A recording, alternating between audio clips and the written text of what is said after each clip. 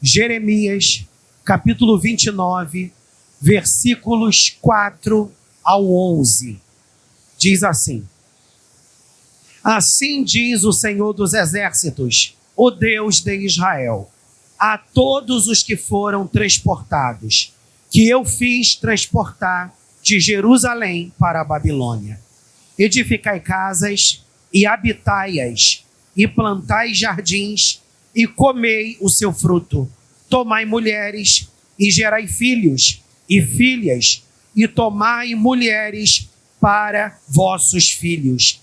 E dai vossas filhas a maridos, para que tenham filhos e filhas.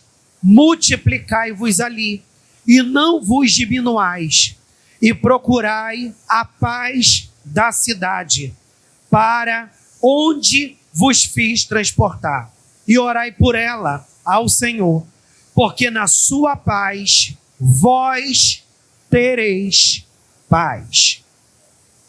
Porque assim diz o Senhor dos Exércitos, o Deus de Israel: não vos enganem os vossos profetas que estão no meio de vós, nem os vossos adivinhos, nem deis ouvidos aos vossos sonhos que sonhais.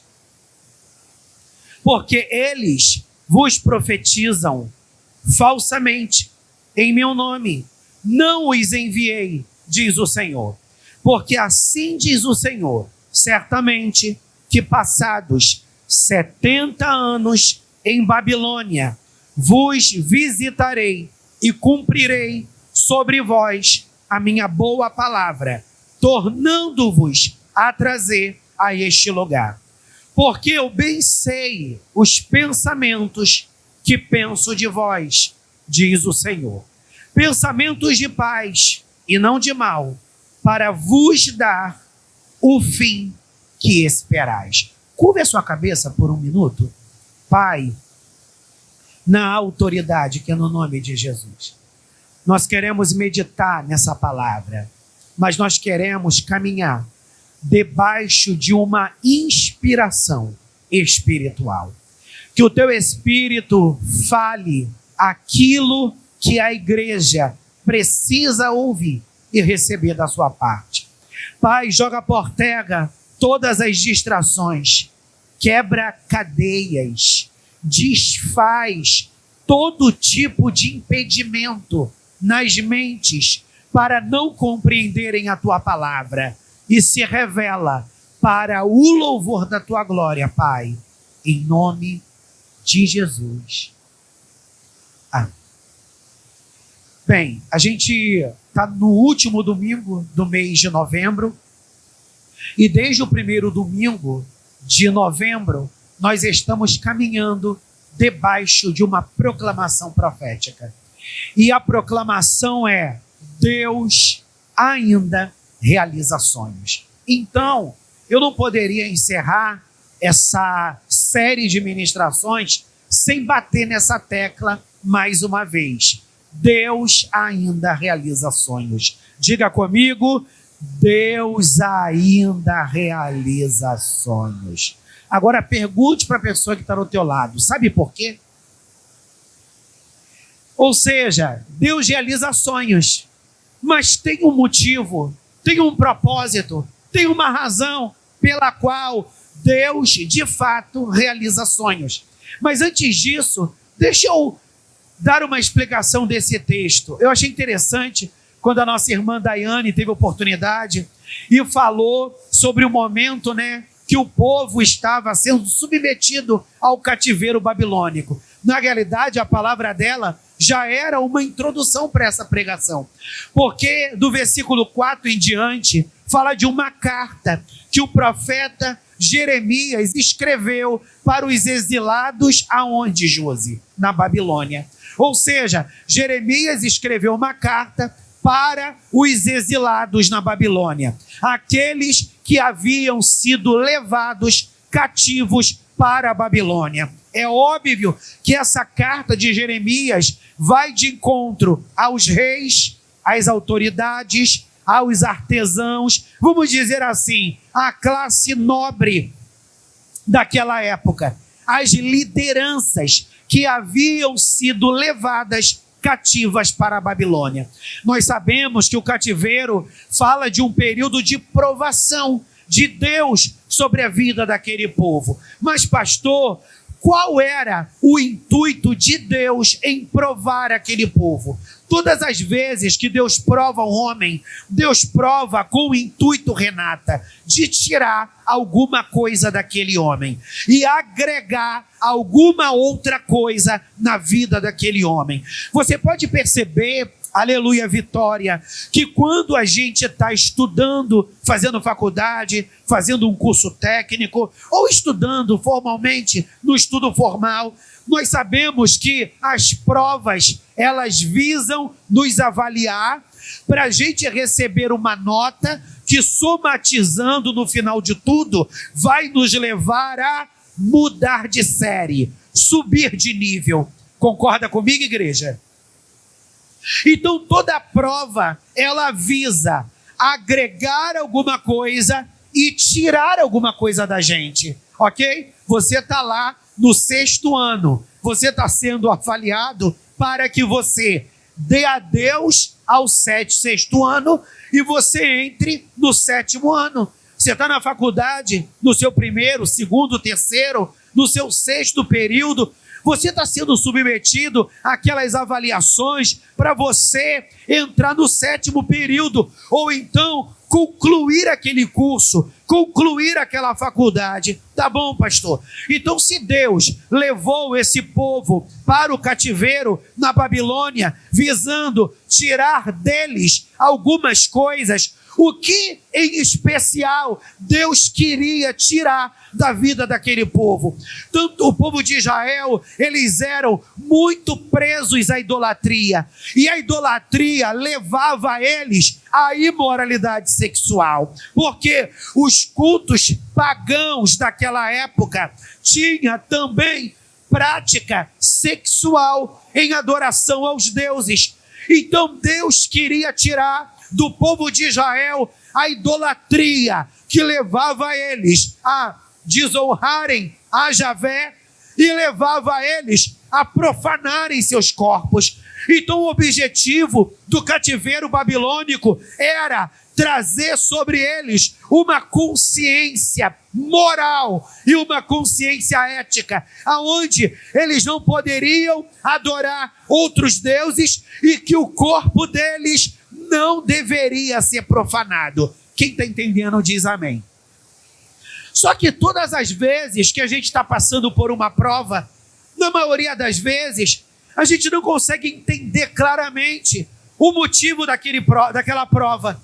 Então, no meio da prova, ou no início da prova, ou no momento da prova, sabe o que marca a nossa vida? A melancolia.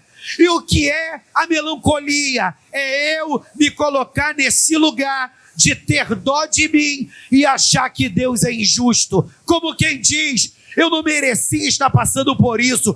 Puxa, Deus, tu não está pegando pesado, não?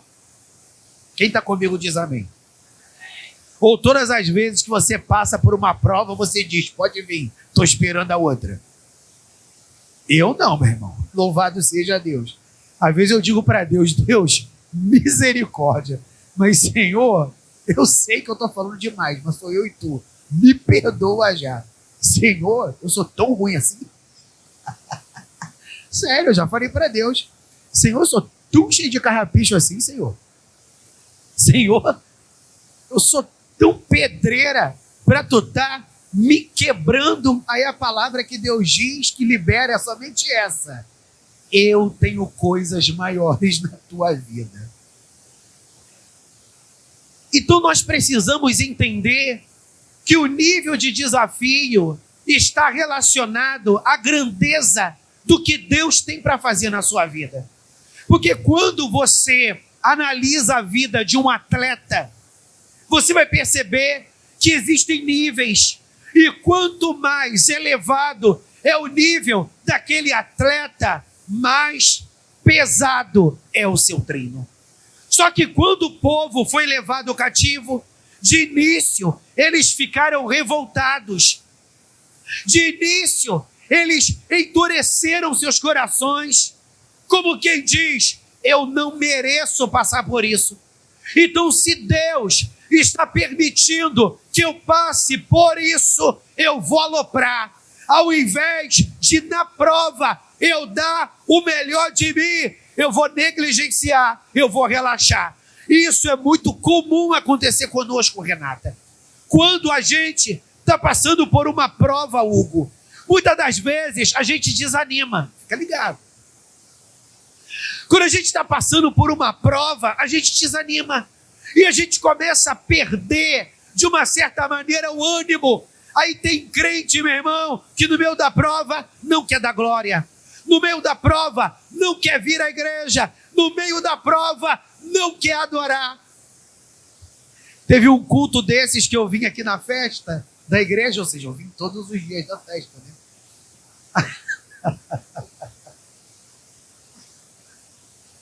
Aí teve um dia da festa que uma ovelha falou para mim assim: pastor, o senhor tá bonito, hein? O senhor tá elegantésimo. Vira aí pra gente ver. Aí eu falei assim: claro, meu irmão, no meio do vento, tu não pode chegar caído na igreja. No meio do vento, meu irmão, tu não pode chegar caído. No meio do vento, meu irmão, tu tem que estar, aleluia, lá em cima, para Satanás ficar, meu irmão, pirado. Meu Deus, eu pensei que ia acabar com ele. Eu pensei que eu ia desanimar ela. Eu pensei que eu ia tirar ela da igreja. Mas ela está mais intensa. E foi essa a orientação que Deus deu. Deus mandou Jeremias escrever uma carta para o povo, para que eles entendessem que dentro da Babilônia eles deveriam honrar alguns posicionamentos. Continue com a sua Bíblia aberta. O versículo 4 diz assim: assim diz o Senhor Deus de Israel a todos que foram transportados, que eu fiz transportar de Jerusalém para a Babilônia. Olha qual foi o primeiro comando que Deus deu para eles dentro da Babilônia: edificai casas, habitai-as, plantai jardins e comei o seu fruto. O que Deus estava dizendo? Se estabeleçam nesse lugar e multipliquem nesse lugar.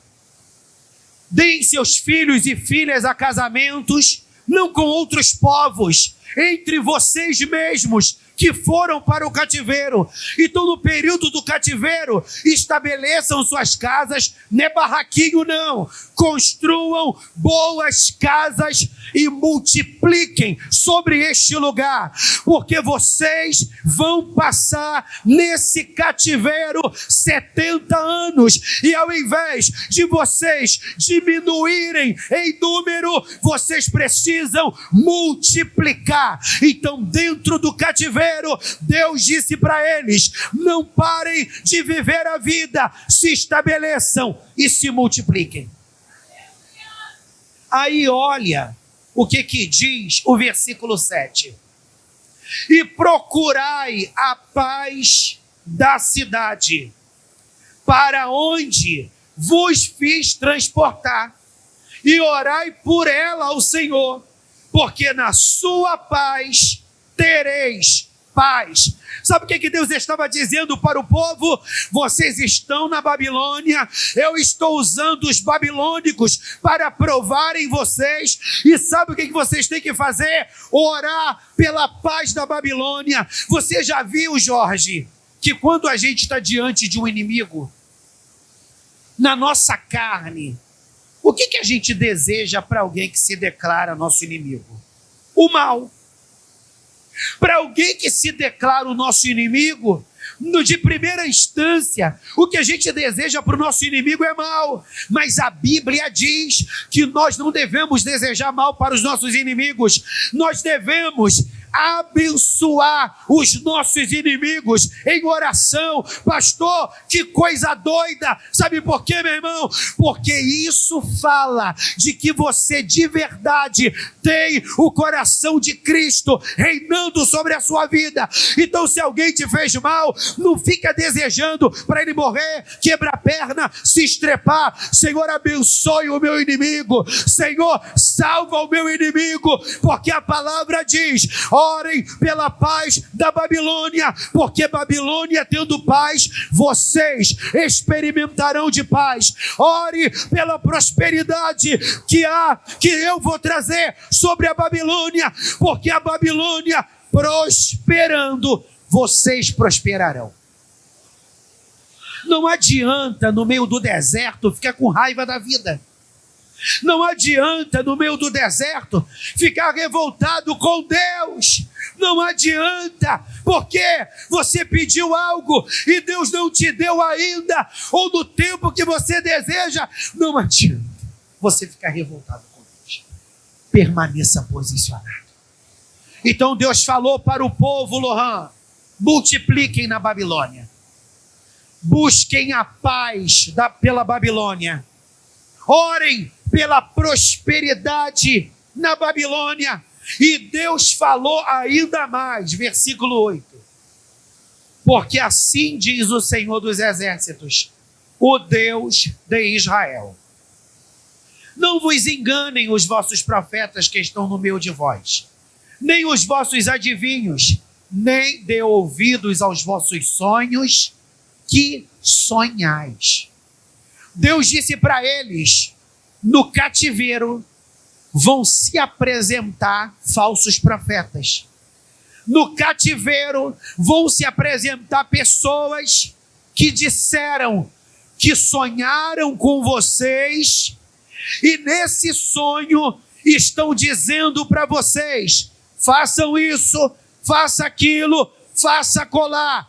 Não deem ouvidos a estes sonhos, porque eu sou o Senhor, que estou no meio desse processo, agindo na vida de vocês. E durante o tempo que vocês estiverem na Babilônia, eu irei trabalhar na vida de vocês, para que vocês desfrutem dos sonhos que eu tenho para a vida de vocês. Às vezes nós nos vemos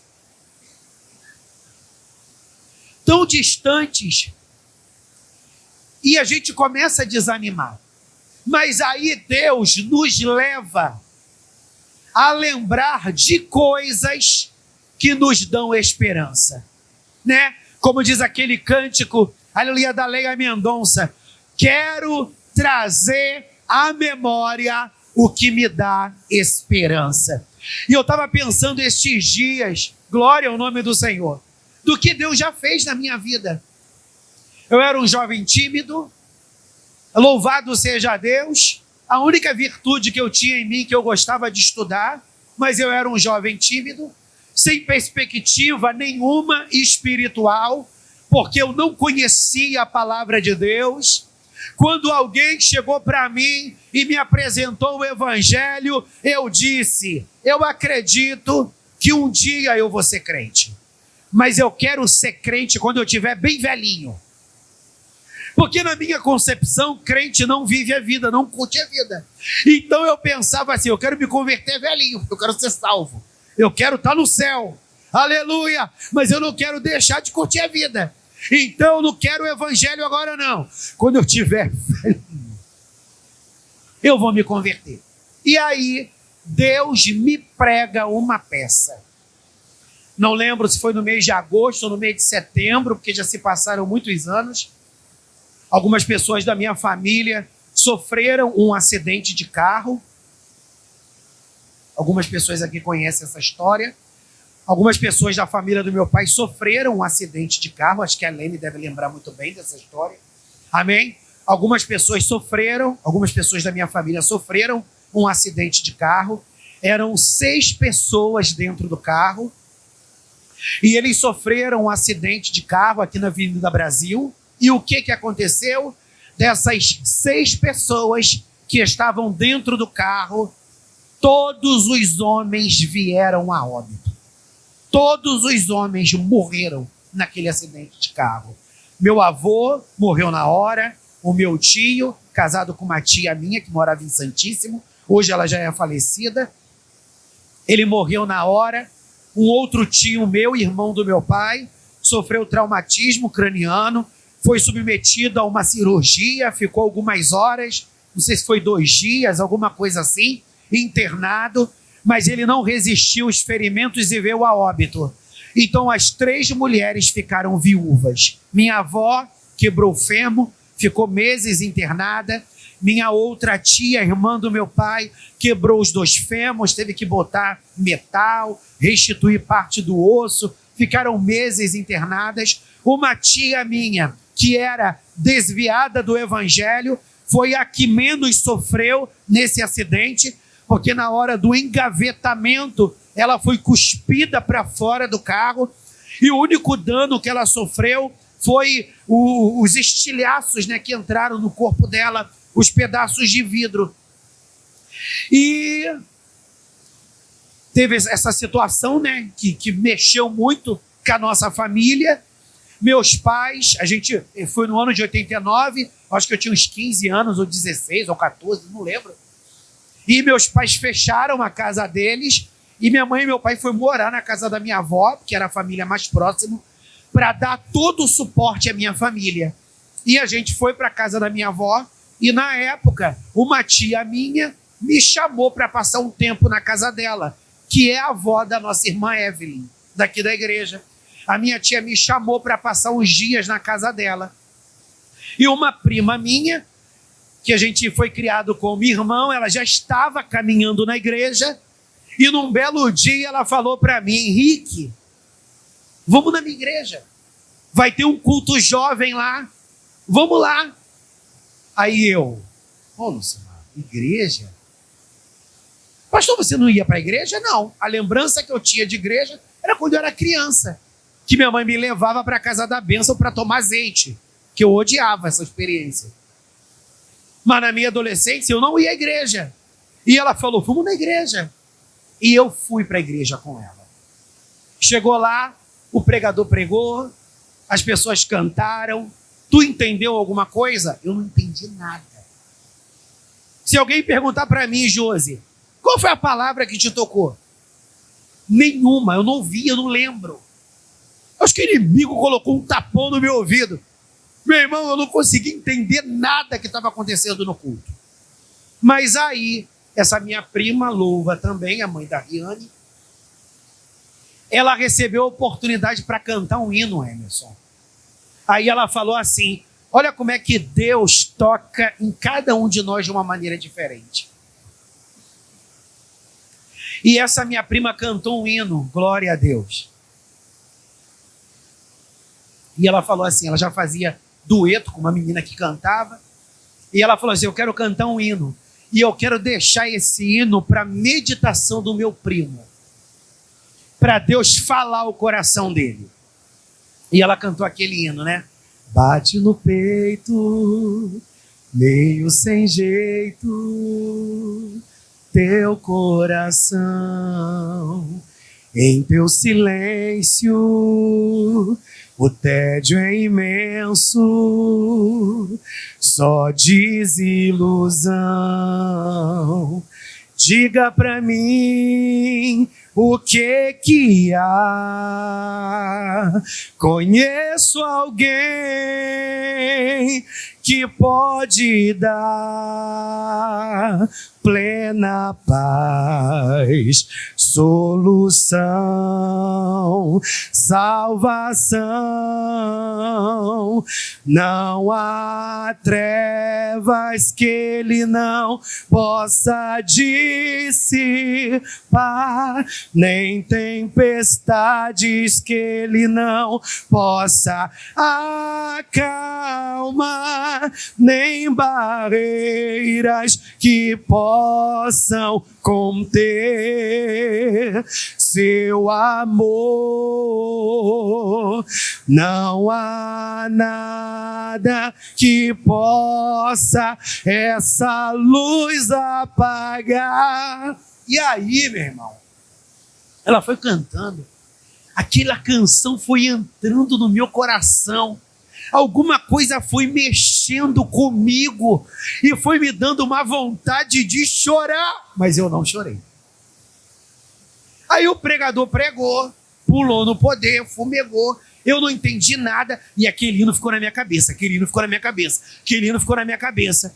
Quando chegou a hora do apelo, aquele que quer vir aceitar Jesus, aquele protocolo, e eu não entendia o que era aceitar Jesus.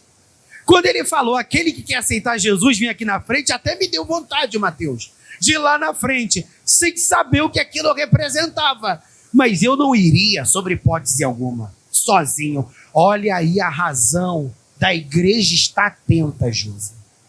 Aí minha prima chegou para mim, colou do meu lado, falou no meu ouvido, Henrique, tu não está sentindo vontade de ir lá na frente aceitar Jesus, não? Aí eu falei assim, pô, Lucimão, eu tô com vontade, só tô com vergonha.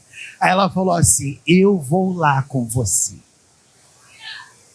E eu fui lá na frente, aceitei Jesus e tô aqui até hoje. E Deus fez tantas coisas na minha vida ao longo desses anos. Deus me deu tantas coisas que sequer eu imaginei ter um dia. Então você precisa entender que o deserto não é para acabar com você e nem para destruir os teus sonhos, mas é porque você chegou num patamar e Deus tem um outro nível para você.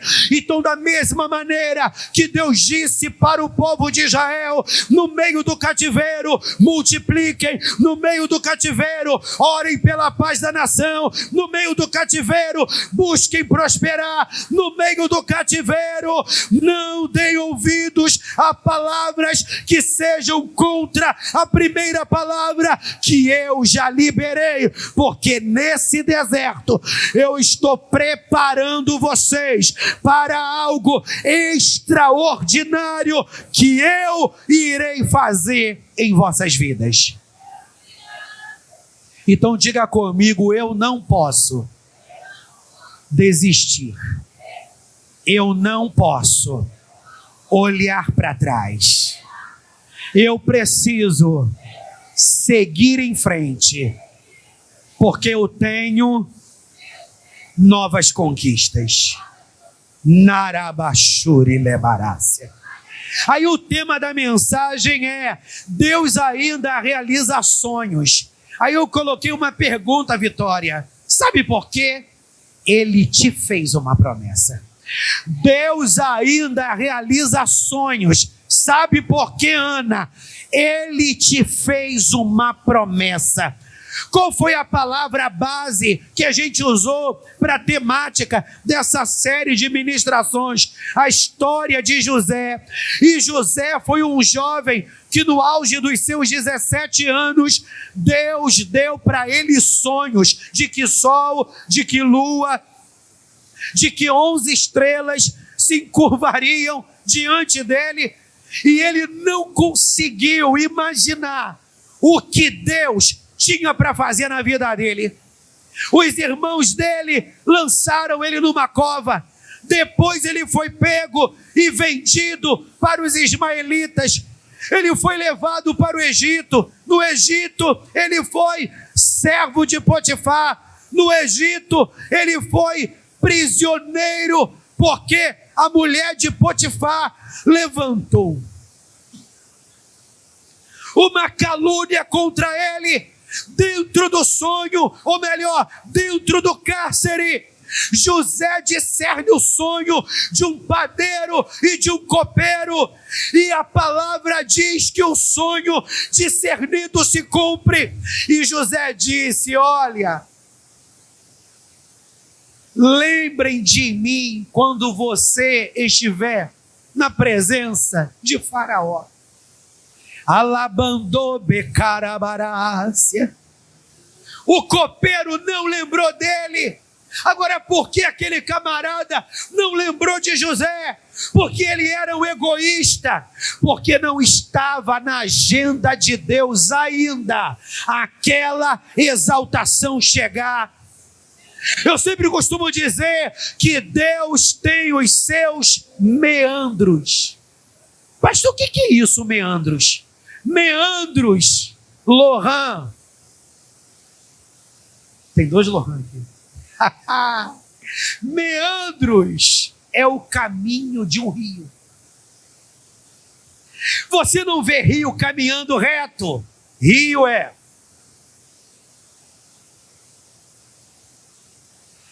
Deus tem os seus meandros. E nem sempre, Stephanie, os caminhos de Deus vai fazer sentido para a gente. Mas nós precisamos entender que se Ele nos fez uma promessa, Ele será fiel para cumprir essa promessa. Então levante a tua mão, glorifique ao Senhor, porque Deus realiza sonhos e Ele realiza, sabe por quê? Porque antes dele realizar, Ele liberou uma palavra. Ele fez uma promessa. E como diz a palavra, disse Deus, 2 vezes ouvi, que o poder pertence a Deus. Ou seja, Ele faz a promessa e Ele mesmo se compromete em cumprir a promessa. Mas pastor, enquanto essa promessa não se cumpre, o que eu faço? Vivo a vida servindo ao Senhor. Viver a vida servindo ao Senhor é: você colocou aquele projeto diante do Senhor, descansa, não fica só preso naquilo dali não, meu irmão. Eu lembro que alguns anos atrás, quando eu comecei a fazer minha faculdade de psicologia, eu comecei a ficar reprovado em algumas matérias. Aí eu, Jesus, que espírito de burrice é esse atuando na minha vida? Jesus, que vento é esse, Senhor? Aí Deus falou para mim assim: tranca a matrícula. Tranca a matrícula. Aí é coisa da minha carne, é coisa maluca. Eu não gosto de começar nada e parar. Tranca a matrícula. Meu Deus, eu estou querendo desistir. Eu estou me sentindo um derrotado. Aí Deus falou para mim assim: quem mandou você entrar na faculdade de psicologia?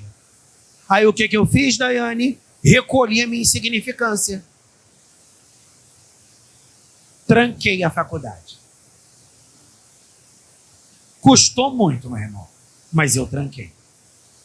Passaram-se anos, porque eu fui fazer outras coisas. Fazer a obra, viver a vida, dar aula, fazer as coisas que eu estava acostumado a fazer, fiz uma pós-graduação e o tempo passou, meu irmão. Eu sempre quis fazer faculdade de psicologia, mas quando Deus mandou eu trancar, o que eu entendi? E de repente esse sonho é um sonho da minha carne, não é isso que Deus quer para mim.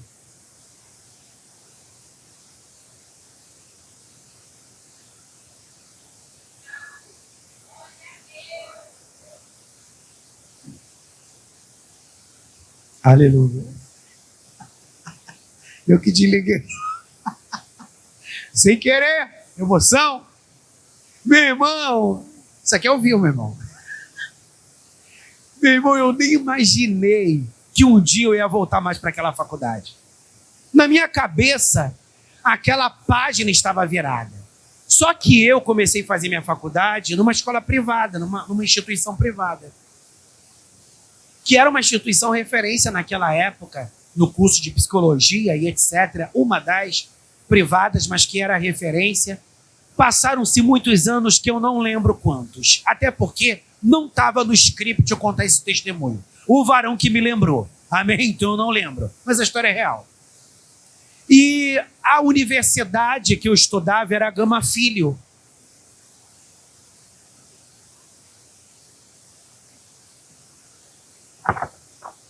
Aleluia. Que isso, microfone? Está me boicotando?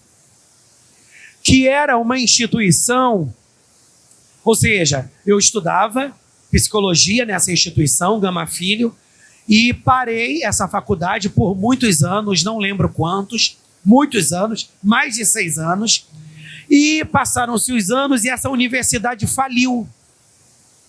Amém? Essa universidade faliu. Quando essa universidade faliu, o MEC deu direito a algumas instituições de ensino superior a recrutar os alunos.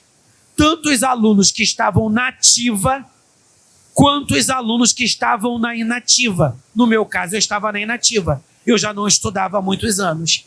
Irmãos, eu nem sabia disso. Quando essa informação me foi apresentada, eu entrei.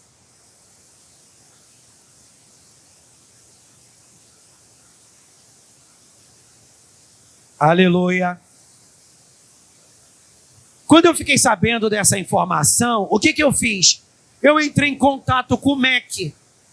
E quando eu entrei em contato com o MEC me informou quais eram as instituições que tinham legalidade para recrutar os ex-alunos da Gama Filho. E eu não vou lembrar de todas, mas uma das instituições era a Estácio de Sá.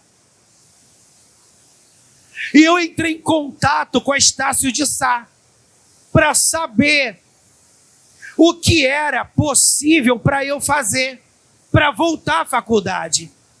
Porque eu tinha recebido informação do MEC, Tuane, que se eu não voltasse a estudar, eu iria perder os anos que eu estudei. E lembra que eu não gosto de deixar nada pela metade? Aí eu entrei em contato com a Estácio. Busquei saber tudo e etc. E como as universidades estavam querendo recrutar alunos, irmãos, se você abrir o seu Google aí agora e buscar saber o valor de uma faculdade de psicologia, você vai descobrir que a faculdade de psicologia é quase R$2.000. É uma faculdade cara. Irmãos, a Estácio me deu uma bolsa de mais de 70%. Irmãos, eu ia pagar uma merrequinha. Aí, Renata, depois de eu receber todas as informações, eu fui orar. Senhor, há muitos anos atrás, tu mandou eu parar a faculdade. Eu não quero meter os pés pelas mãos novamente. Senhor, e aí? Se eu não volto, eu perco o tempo que eu estudei. Mas eu quero estar debaixo da tua dependência. É da tua vontade que eu volte a estudar. Estas são as condições que a instituição me apresentou. E o Senhor claramente disse para mim: pode voltar, porque agora é o tempo da exaltação na tua vida. Voltei a estudar, concluí a minha faculdade com louvor, voltei na instituição que eu me formei para dar palestra. Porque Deus faz isso. Deus ainda realiza sonhos, porque Ele te fez uma promessa. Sabe por que Deus realiza sonhos? Porque Deus te chamou para ser referência. Tua vida pode estar de perna para os ares e você pode estar tendo a sensação de que você é um derrotado, mas tem muita gente de olho em você.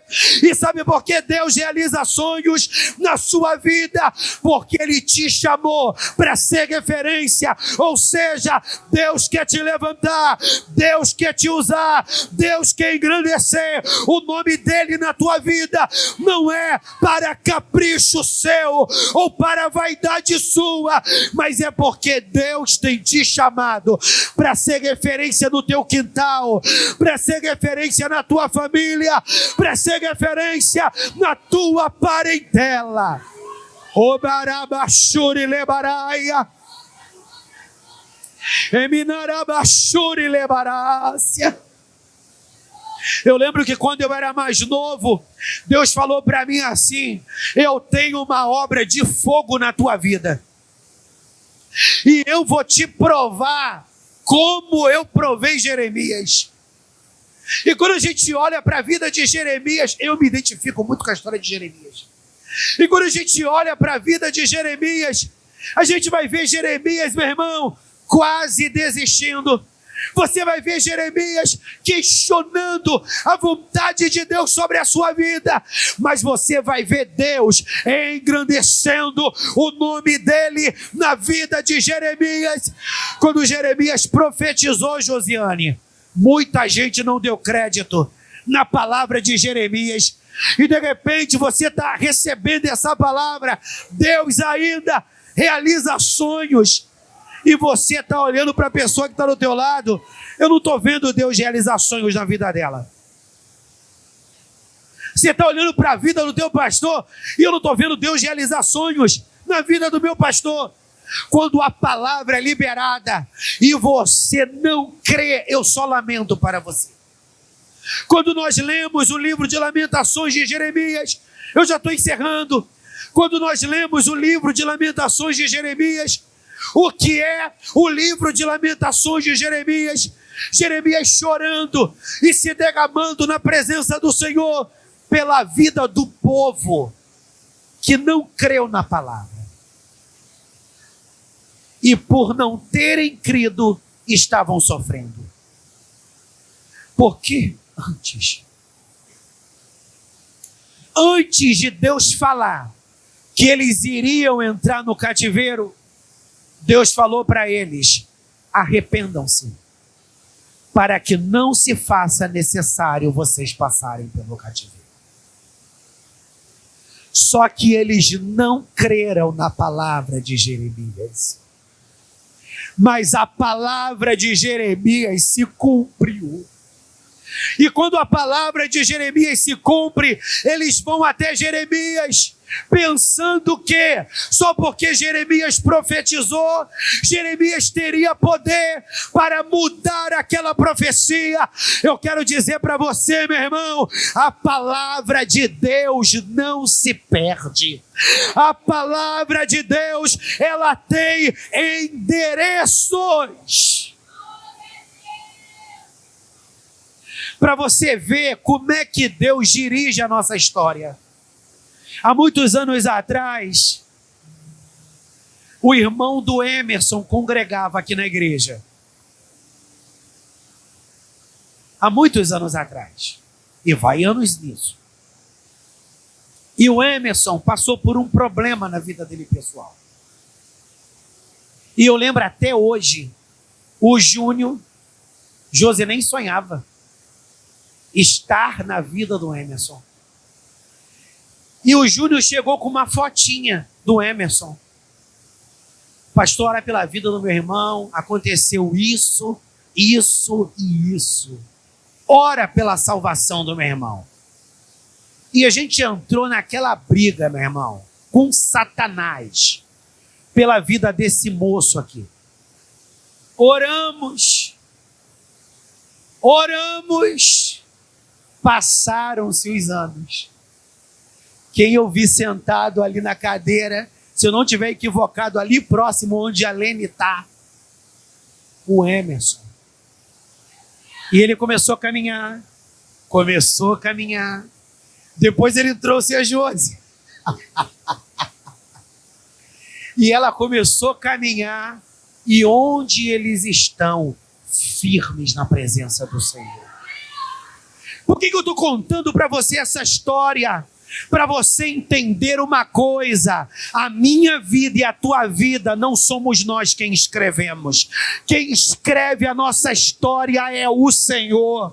Mas pastor, eu tenho autonomia para fazer as minhas escolhas, eu tenho autonomia para seguir os meus caminhos, mas não tem coisa melhor do que você entregar tua vida ao Senhor e dizer para Deus: Deus, eu aposto em relacionamentos errados, Deus, eu escolho errado na minha vida, as coisas não estão fluindo, eu quero colocar a minha vida nas tuas mãos. Narabashuri lebaraio. E sabe o que Deus vai fazer? Ele vai mudar a sua história, porque Ele vai fazer você entender: não vai ser do seu jeito, vai ser do meu jeito. Ah, pastor, mas às vezes, até chegar o momento da glorificação, tem os espinhos. Ah, pastor, até chegar o momento da exaltação, tem as tormentas. Mas, meu irmão, o que seria da vida? Meu irmão, a vida seria muito sem graça se a vida não fosse imprevisível. Sabia, Vitória? A vida seria muito sem graça se fosse previsível. Como assim, Jorge? Quem nasceu em berço evangélico vai permanecer evangélico até o fim. Quem nasceu pobre vai permanecer pobre até o fim. Quem nasceu com QI baixo vai ficar com QI baixo até o fim. A vida seria muito sem graça. Sabe por quê? Porque se a vida fosse previsível, William, não teria a ascensão social. Quem está comigo, dá glória a Deus aí, meu irmão? Falar que nesses pregadores fala, gente, é muita palavra para pouco glória. Meu Deus, é muita pregação para pouco glória. Se a vida fosse previsível, Lohan, nós não estaríamos aqui. Sabe por quê, filho da Glauciana? Nós não nascemos em berço evangélico. Pegou, Jorge? Tu não estaria aqui não, tá, neguinho? Se preparando para se batizar domingo. Se a vida fosse previsível, a maioria não estaria aqui. Mas a vida não é previsível. A vida é imprevisível. Aí, alguns pensadores contemporâneos dizem que a vida é como uma roda gigante. Porque a roda gigante, ela se move. E todas as pessoas que estão num lugar cativo, quando a roda gigante se move, elas mudam de posição. Sabe o que isso denota? O agir do Senhor na Arábia. Isso denota o agir do Senhor. Satanás olhou para você, olhou para mim e disse: ele vai ser isso porque os pais deles foram isso. Ele vai ser aquilo porque os pais dele foram aquilo. Ele vai só até aqui porque os pais dele só foram até aqui. Quando o Senhor entra na nossa vida, Ele rasga tudo isso. E Ele libera uma palavra: eu te chamei para ser referência. E sabe por que Deus nos chamou para ser referência? Porque o diabo queria que eu e você fôssemos cauda. A cauda de um animal, na maioria das vezes, aponta para baixo. Tem até alguns cachorros salientes que tem o rabo meio enroladinho, a cauda. Mas a maioria dos animais tem uma cauda que aponta para o chão. Então, cauda fala de algo que se arrasta. Cauda fala de algo pequeno. Então, quando a gente olha para alguma coisa que se arrasta, como é que a gente olha? De cima para baixo. E é isso que o diabo quer para a gente. É isso que o diabo queria para você. Que você fosse cauda. Mas a Bíblia diz que Deus nos chamou para ser cabeça. Deus nos chamou para ser cabeça. E ser cabeça fala de alguém que vai ocupar a posição de governo. Fala de alguém que Deus vai usar para ser referência, para ser influência para a vida de outras pessoas. Mas para você ser tudo isso, você precisa lançar a tua vida nas mãos do Senhor. Como Narablachuri Lebarácia. Já viu aquele aviãozinho que todo mundo já fez quando criança? Com folha de caderno? Ponte agudozinho, que tu pega assim e joga.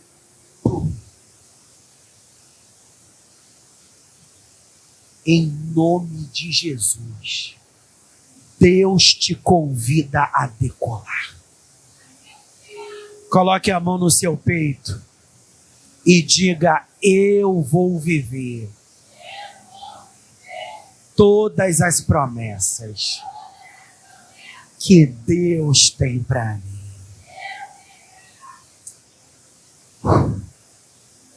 Por último, sabe por que Deus ainda realiza sonhos? Eu botei essa frase. Tem uma oposição que precisa saber que não irá dar a palavra final na sua vida. Tem uma oposição que precisa saber que não irá dar a última palavra na sua vida. Pastor, quem é essa oposição que precisa saber que não irá dar a última palavra na nossa vida? O diabo. Se coloque.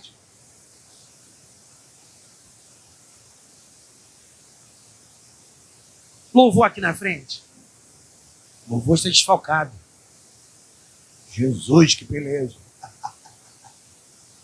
Aleluia. Se coloca de pé. A oposição precisa saber que não irá dar a palavra final na sua vida.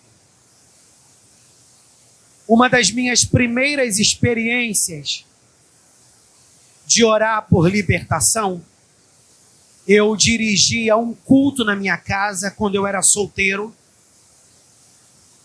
e chegou até mim uma informação de uma menina que ela estava tentando se matar. Ela era esposa de um militar e eles moravam em Brasília. O quartel deu licença para esse rapaz que era sargento, para ele cuidar da esposa dele, porque segundo o diagnóstico dos médicos, essa menina estava com problemas psiquiátricos. Por quê? Ela estava normal, daqui a pouco ela dava uma doida, ela surtava, ia para o apartamento, ou seja, ia para a janela do apartamento e tentava se jogar. E ela tentou algumas vezes, graças a Deus a tentativa foram frustradas. Ela estava tomando medicamento psiquiátrico, eles eram recém-casados, e ela não podia ficar sozinha. E o quartel liberou esse rapaz, que se eu não estiver equivocado, ele era sargento. Na época, quem frequentava o culto lá em casa era um rapaz que eu havia ganhado para Jesus, o Rogério. Ele namorava uma menina que era irmã desse rapaz que era militar. Foi uma das primeiras experiências de eu expulsando o demônio. E ele foi lá em casa, me contou a história, e eles moravam aqui, próximo ali à casa da nossa diaconisa Suzana. E eu fui lá. E como o culto que eu dirigia era um culto que frequentava muitas pessoas, e tinha novos convertidos que queriam ficar todo o tempo grudado comigo. O que eu fiz, Mateus? Na minha inexperiência, Josi, chamei os novos convertidos para ir comigo. Eu já até contei essa experiência aqui na igreja, no discipulado. Chamei os novos convertidos, Marta, para ir comigo. E eles foram, Vitória. E, irmãos, quando eu cheguei lá, eu não imaginava que a situação era punk. Eu não imaginava que a situação era punk. Olha o que eu fiz. Fiz uma roda, falei para os novos convertidos, dei as mãos. Claro que eu não faço mais isso, né? Hoje eu sou macaco velho. Deem as mãos, novos convertidos. Olha para mim aqui, meu irmão. Deem as mãos. E coloquei a mulher na roda, dando as mãos. Fechei o olho. Quando eu fechei o olho, Deus me deu a revelação do que estava acontecendo com a mulher. O que Deus falou comigo em revelação? Que havia sido pego um cérebro, ou melhor, um crânio de cera, e havia sido feito um feitiço contra aquela mulher num cemitério. E aquele crânio de cera havia sido colocado dentro de uma sepultura. Deus me mostrou tudo isso em visão. Aí o que eu fiz, William? Comecei a orar. Quem está comigo? Então fica ligado, meu irmão. Perde o foco não. Eu comecei a orar. Senhor, na autoridade, de olho fechado. Senhor, na autoridade que é no nome de Jesus, visita esse cemitério, Senhor, aonde esse crânio de cera foi enterrado. Meu irmão, quando eu falei isso, Renata, a mulher pegou demônio. Mas, irmãos, a mulher pegou demônio de uma maneira tão intensa que eu levei um susto, Aisha.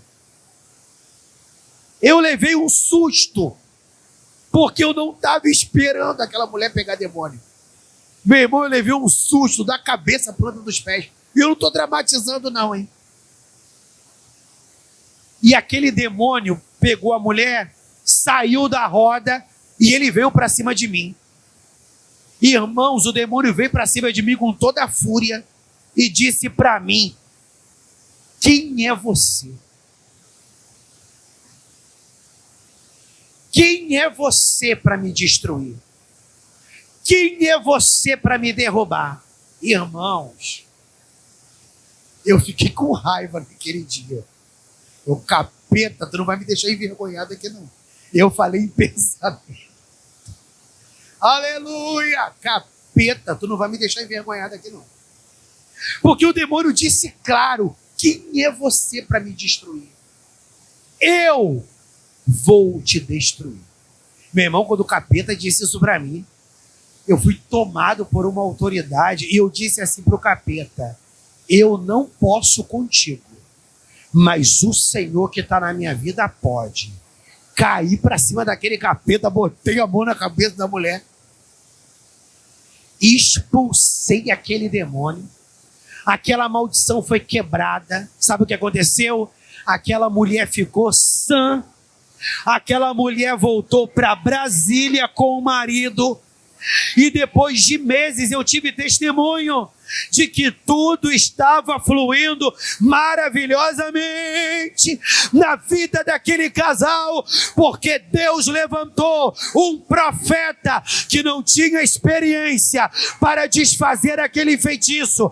Mas olha a palavra que o diabo disse: quem é você para me derrubar? Eu vou te destruir. Talvez você não tenha ouvido essa palavra.